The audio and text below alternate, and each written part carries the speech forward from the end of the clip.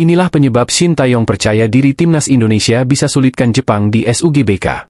Pelatih timnas Indonesia, Shin Tae-yong, percaya diri jelang skuad Garuda menjamu Jepang di matchday kelima Grup C kualifikasi Piala Dunia 2026 zona Asia yang dilangsungkan di Stadion Utama Gelora Bung Karno, Jumat 15 November 2024 malam waktu Indonesia Barat. Keyakinan itu muncul karena Shin Tae-yong melihat dari segi manapun, timnas Indonesia tidak kalah dari Jepang. Kita harus persiapkan ini dengan sebaik-baiknya. Terpenting para pemain percaya diri. Karena baik dari segi fisik, dari manapun, kita tidak akan kalah secara mental dari mereka, kata Shin Tae-yong kepada awak media di sela-sela sesi latihan timnas Indonesia yang digelar Selasa, 12 November 2024. Shin Tae-yong tentu tidak asal bicara. Secara kualitas pemain, timnas Indonesia bisa bersaing dengan skuad Jepang, meski levelnya masih sedikit berada di bawah sang lawan. Saat ini, mayoritas pemain timnas Indonesia berkarier di Eropa, persis seperti personel Jepang. Jauhnya ranking FIFA mereka, 15 berbanding 130 dunia, dijamin takkan tercermin ketika kedua tim berduel di lapangan. Meski begitu, Shin Tae-yong tetap memberi pujian kepada Jepang. Ia menyebut Jepang sebagai tim terkuat di Asia saat ini. Di grup ini, Jepang yang terbaik dan nomor 1 di Asia. Tim Jepang ini pelatih Hajime Moriyasu tampil dengan baik, organisasi dengan baik, kata Shin Tae-yong. Karena itu, Shin Tae-yong akan mempersiapkan skuadnya sebaik mungkin. Salah satu faktor yang perlu disiapkan adalah mindset para pemain yang bagus. Dia ingin anak asuhnya tampil percaya diri dan tak boleh merasa sudah kalah sebelum bertanding. Bagaimana menurut kalian? Inilah 4 pemain Indonesia yang diwaspadai Jepang. Melalui lamannya, Asosiasi Sepak Bola Jepang, JFA, menyebut ada 4 pemain timnas yang dianggap berbahaya dan mereka waspadai, di antaranya Ragnar Oratmangoen, Ivar Jenner, Nathan Choyaon dan Marten Paes. Ragnar disebut pemain berteknik tinggi dan mencuri perhatian dalam serangan Indonesia. Ivar Jenner dianggap sebagai pemain yang mengancam pertahanan lawan dengan giringan bolanya, Nathan yang sering menciptakan peluang gol melalui umpan kaki kirinya, dan Paes yang mampu menahan tendangan penalti dari Kapten Arab Saudi, Salem Al-Dawsari. Selain itu, JFA juga menyebut skuad Garuda saat ini berkembang sangat cepat sehingga tak bisa dipandang sebelah mata. Pemain timnas Jepang merasa was-was terkait taktik mereka. Winger Samurai Biru, Ritsu Doan, mulai khawatir tentang taktik mereka yang sudah dibaca oleh lawan-lawannya, termasuk skuad Garuda. Hal tersebut terbukti saat mereka mengalami kesulitan melawan Australia dan Arab Saudi. Betul, dalam pertandingan melawan Arab Saudi dan Australia, kami kesulitan dalam membangun permainan dan tidak bisa menguasai permainan seperti biasanya. Saya rasa taktik lawan memang sudah mulai menyesuaikan dengan cara kita bermain, kata Doan kepada wartawan di Jakarta, Senin 11 November. Dari 5 laga ini, kami sudah belajar banyak dan memang terasa semakin sulit. Meski begitu, kadang-kadang kita harus lebih sederhana dalam pendekatan kita, tambah si winger SC Freiburg. Saya sudah berlatih untuk bisa bermain selama 90 menit penuh tanpa mengurangi intensitas. Jadi, saya tidak terlalu khawatir apakah saya akan bermain sejak awal atau tidak. Itu adalah keputusan pelatih, tegas Doan. Saya sudah menyiapkan tubuh saya untuk menjaga intensitas permainan tetap tinggi sepanjang laga, apapun peran yang diberikan, tandas pengoleksi 10 gol bagi timnas Jepang tersebut. Bagaimana menurut kalian? Selebgram Jepang Taiyo Kimura bikin nazar gila jika tim kesayangan dihajar timnas Indonesia. Dia mengaku berani mengecat rambutnya berwarna merah. Dari segala sisi, Jepang jelas lebih diunggulkan menang meski berstatus tim tamu. Kimura pun percaya diri tim berjuluk Samurai Biru itu bisa membawa pulang poin penuh. Bahkan dia sampai berani nazar bakal mengecat rambut pirangnya menjadi berwarna merah jika Jepang kalah. Halo fans Indonesia.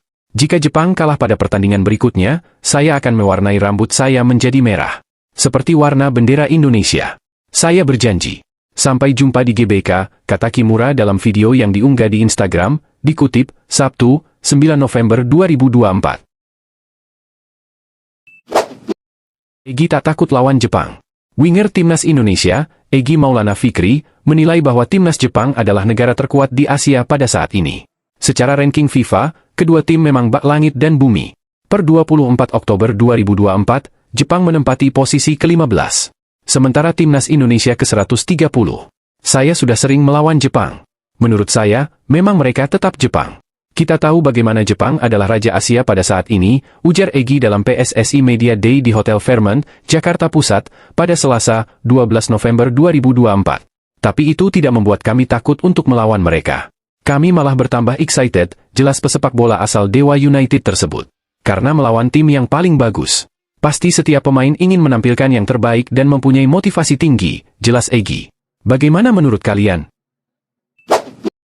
Siap tempur lawan Jepang dan Arab Saudi, ini pesan Martin Paes.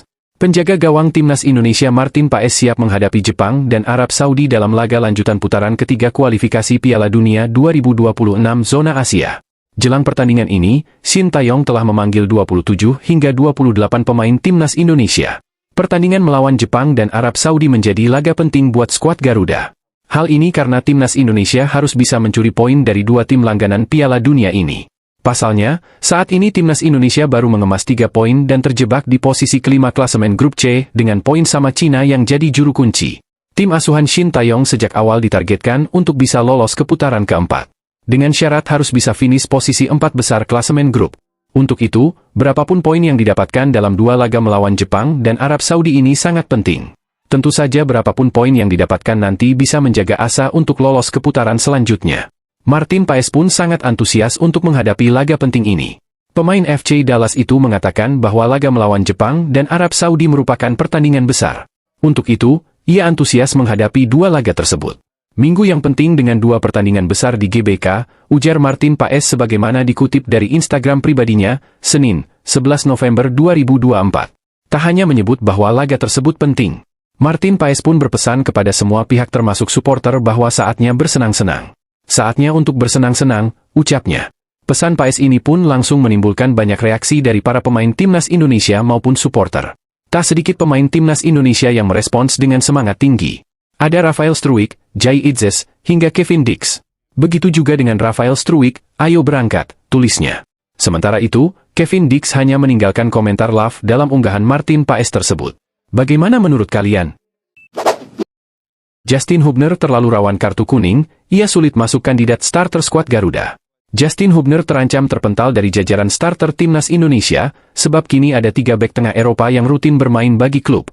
Mulai sekarang, Justin Hubner tak akan bisa lagi dianggap sebagai pemain starter otomatis di timnas Indonesia. Sejak pertama kali debut di Piala Asia 2023, bek Wolverhampton Wanderers itu selalu bermain sejak awal jika tersedia. Meski bisa menampilkan standar tinggi, fans Indonesia tetap menyoroti sisi negatif performa Hubner. Sosok 21 tahun itu dinilai terlalu mudah melancarkan tackle yang berbuah kartu kuning. Dilansir dari Transfermarkt, Hubner sudah mencatat 4 kartu kuning dalam 10 caps bersama timnas Indonesia. Artinya, ia rata-rata mendapatkan kartu kuning sekitar 1 kali dalam 2 pertandingan. Ia pun sudah menjalani hukuman akumulasi kartu saat Indonesia berjumpa Arab Saudi pada September. Tak heran, netizen Indonesia menjulukinya sebagai bek dengan aura kartu kuning. Kabar buruk bagi Hubner, PSSI terus menggenjot naturalisasi untuk membuat para pemain tak bisa berada di zona nyaman. Jika sebelumnya Hubner tak punya pesaing, kini terdapat sejumlah bek jempolan yang baru datang dari Eropa. Mees Hilgers datang pada jeda internasional Oktober dan sudah mengantongi 2 caps. Bek FC Twente itu bermain reguler di Liga Belanda dan Liga Eropa. Teranyar, Kevin Dix baru saja resmi dinaturalisasi. Ia bermain untuk FC Copenhagen di Liga Denmark serta rutin tampil di Liga Champions. Perbedaan Hubner dengan Hilgers dan Dix adalah, 2 pemain yang disebut terakhir rutin bermain di level klub. Adapun Hubner saat ini hanya ditempatkan di tim Wolves U21, dengan menit bermain yang minim akibat cedera. Mengingat Shin Tae-yong juga mempunyai Jai Idzes, maka 3 bek tengah starter untuk laga selanjutnya sudah terbaca. Trio bek untuk menghentikan serangan lawan yaitu Idzes, Hilgers, dan Dix. Akan tetapi, ketiganya bisa saja tergantikan jika ada yang cedera. Maksud saya, walaupun dia kembali bugar, sebenarnya belum bisa dikatakan fit karena perlu pemulihan juga, kata Shin Tae-yong soal Hubner. Dan, pastinya porsi latihannya kurang. Menurut kalian, siapa yang layak jadi starter di posisi bek? Meski sudah sembuh dari cedera, Mees Hilgers tetap batal bela timnas Indonesia lawan Jepang dan Arab Saudi. Kabar kurang baik datang dari skuad timnas Indonesia jelang pertandingan melawan Jepang dan Arab Saudi. Pasalnya, salah satu pemain timnas Indonesia, Mees Hilgers, batal datang ke tanah air. Kabar itu disampaikan oleh salah satu akun Twitter Twente Incite pada Senin, 11 November 2024, malam waktu Indonesia Barat. Dalam laporannya, Mees Hilgers akan tetap berada di Belanda pada agenda FIFA Matchday.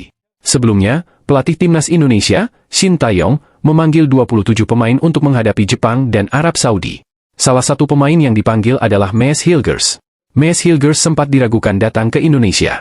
Sebab, bek berusia 23 tahun itu mengalami cedera saat FC Twente menghadapi Willem II pada 2 November 2024. Maes Hilgers pun absen saat FC20 bertemu OGC Nice pada 8 November 2024. Namun, ia kembali diturunkan FC20 saat melawan Ajax Amsterdam pada 10 November 2024. Pecinta sepak bola Indonesia senang dengan kembalinya bermain Maes Hilgers di FC20.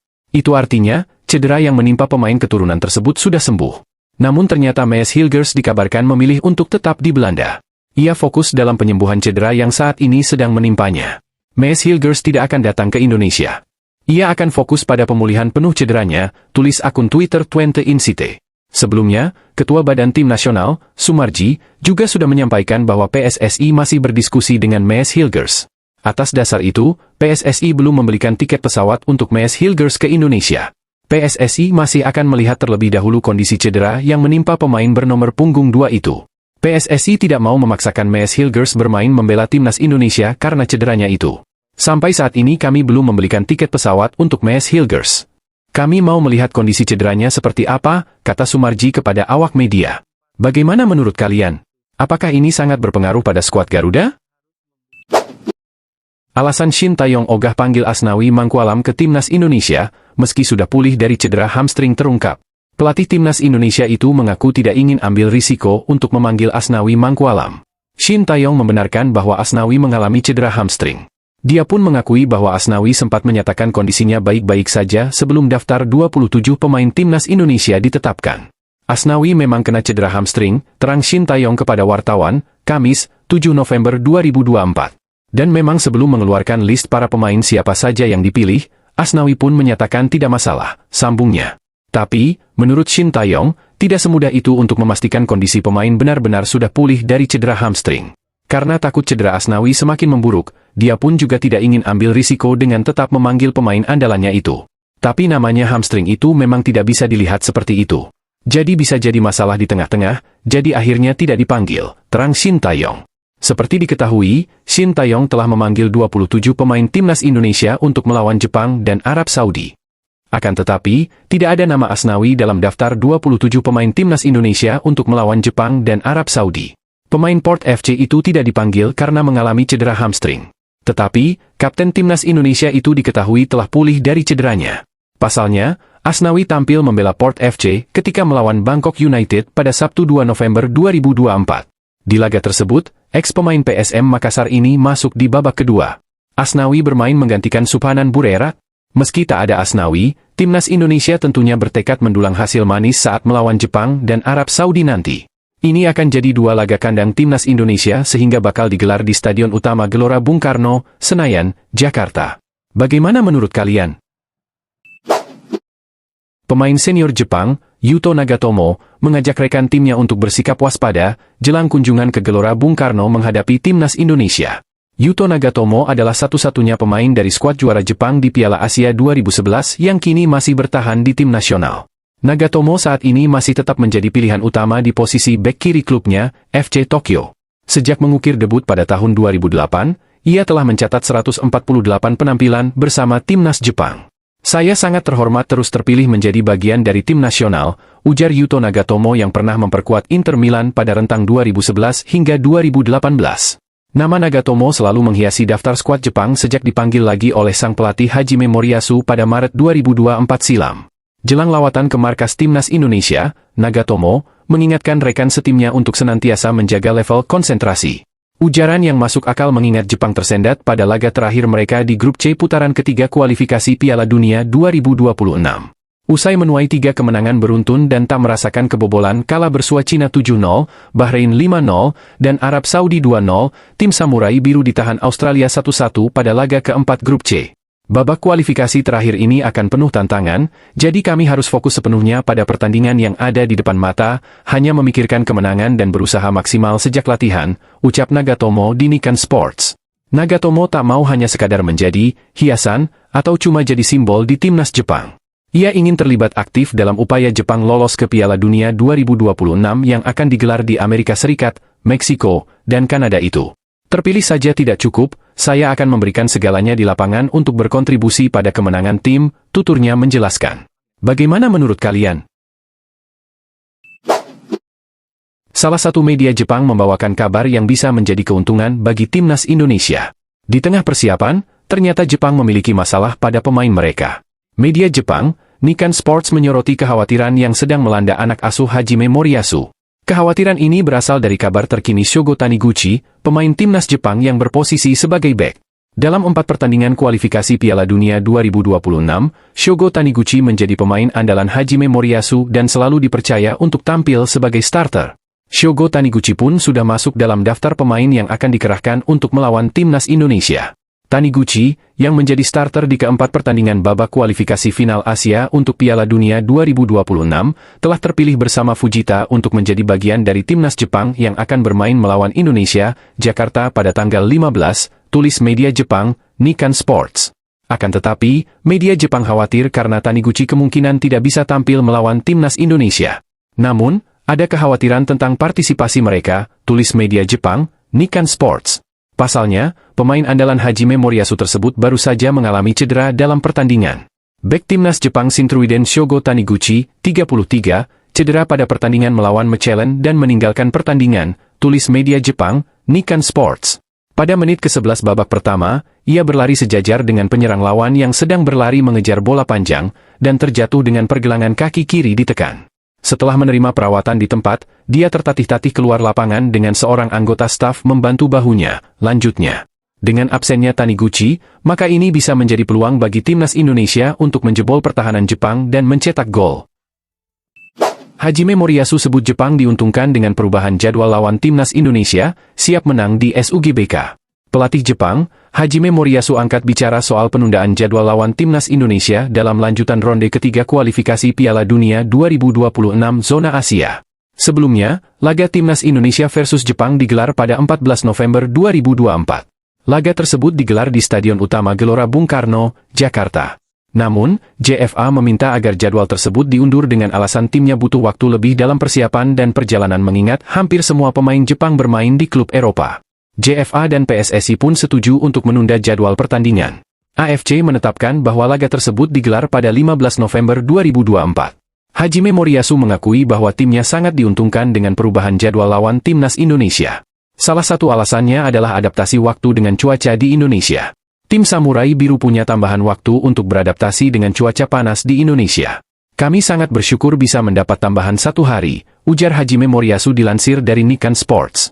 Alasannya, pertama-tama kami harus beradaptasi dengan kondisi setempat. Bahkan saat kami ke Indonesia, suhu dan iklimnya juga berbeda-beda, lanjutnya. Hajime Moriyasu mengaku bahwa anak asuhnya sudah siap dengan adaptasi dengan cuaca Indonesia. Dirinya juga punya tambahan waktu untuk persiapan taktik lawan timnas Indonesia. Juru taktik 56 tahun tersebut ingin memanfaatkan waktu tambahan tersebut sebaik-baiknya. Dengan bisa beradaptasi dengan kondisi tersebut, ujar juru taktik 56 tahun tersebut. Kami akan lebih siap menghadapi pertandingan.